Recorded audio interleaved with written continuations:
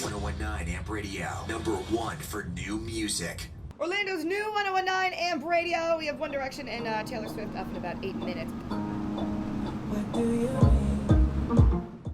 My name is Jill Bucco, and I am the music director for 1019 Amp Radio. Day-to-day work, that's a lot. It's long. How long do you have? So I come in to work, and since I'm the music director, I pretty much schedule all the music that you hear on the air the entire day from midnight to midnight.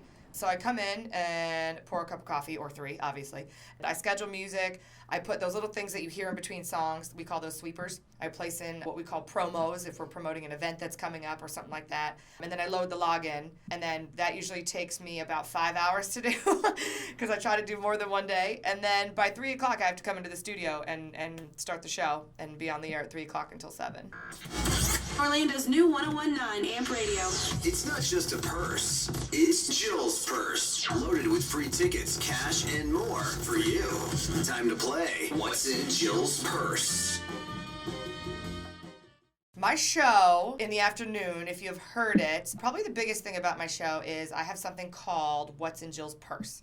It's super fun and it's silly and it's not always exactly what you would find in my purse. I give 4 clues, and they go from really vague and kind of hard to really easy, and there's always a prize at the end. Like, we've had everything from passes to Halloween Horror Nights to tickets to go see Ed Sheeran or Nick Jonas and stuff like that. So I just take phone calls and people guess as I give the clues. Hi, Amp Radio, who's this? Hi, Tara. Tara? Yeah. Tara, what's your guess? Pencil. Pencil. Good guess. Not it. Keep trying, okay? So the guy down the hall, who's now been my best friend for 17 years, actually kind of took me under his wing and was like, here, I'll kind of show you what to do. And the rest is history. We're to start with Jill Bucco.